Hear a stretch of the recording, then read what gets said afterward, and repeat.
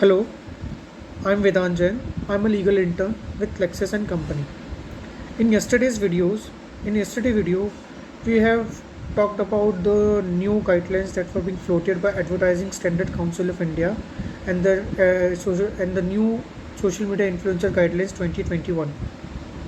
Yesterday we discussed some of the aspect of what is an influencer and what is an influencer marketing and why we need these guidelines in today's digital marketing space. In this video or in today's video, we will specifically look at some of the provisions of the new guidelines that were being floated by ASIC. So the new guideline, as told in yesterday's video, are in line with the UK Code of Non-Broadcast Advertising and Direct and Promotional Marketing Code. The guideline require influencer to abide by the following specifications. First, in case of material connection between the influencer and the advertiser, the influencers are required to put a clear, prominent and upfront disclosure label such as advertisement, ad, sponsored, collaboration or free gift on their post identifying them as advertisements. These disclosure labels must not be buried in a sea of hashtags. Material connection includes monetary incentives, free products, discounts, gifts, trips, hotel stays, and family or employment relationship between the influencer and the advertiser. Next, that even in case of unbiased or original content by the influencer about any product, the influencer is required to make the aforementioned disclosure if there exists any material connection between the influencer and the advertiser. This is a really important provision as some of the influencer can make a critical video about any brand or services provided by any brand or businesses.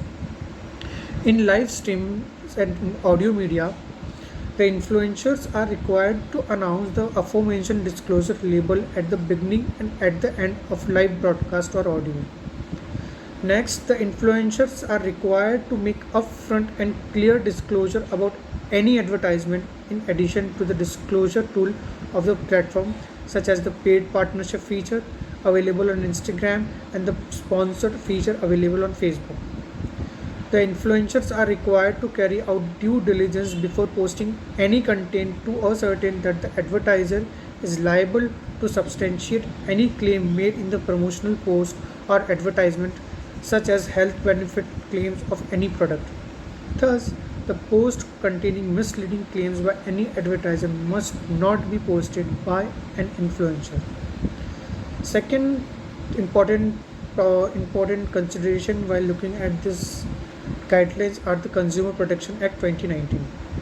On 20th July 2020, a new Consumer Protection Act was brought into force by replacing its decade-old predecessor of 1986 Consumer Protection Act. The provisions of this act are revamped in line with the new set of challenges that may be faced by consumers in the digital age.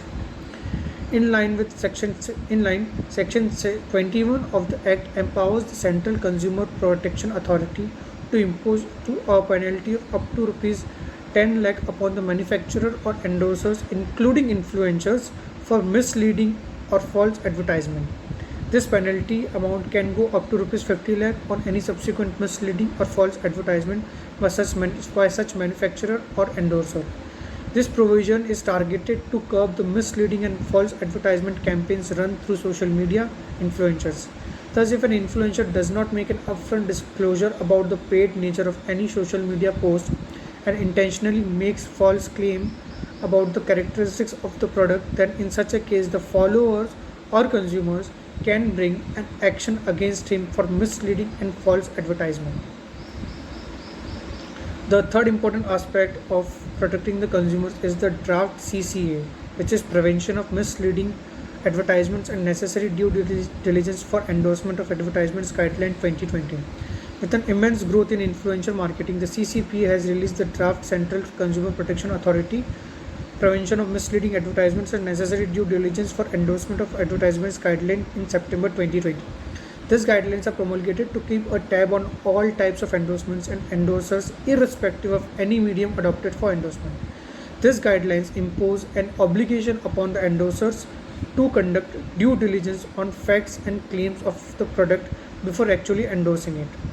Though these guidelines have not come into force yet, the social media influencer can be required to comply with them at any time soon. It is important to note here that the ASCI is a self-regulatory body without any force of law. Therefore, these guidelines cannot be statutorily enforceable. However, the ASCI code is widely followed across the industry and has received judicial recognition from courts in India. In contrast, the CCPA derives authority from the Consumer Protection Act 2019, and thus the final guidelines to be promulgated by it will certainly be statutorily enforced. The aforementioned legal framework indicates that the Government of India is well prepared to regulate influencer marketing in India. It is promulgated at a time when social media influencers are being largely used by business owners as a new age marketing tool. This legal framework imposes responsibility upon the influencer to be transparent while wielding the influencing power upon their followers, and is a welcome move in the direction of welfare legislation. It is imperative for the influencer in the digital media space to ensure compliance with the guidelines and applicable law. At the same time, business owners also should ensure the influencer compliance with to avoid any harm to the reputation of their brands. Thank you.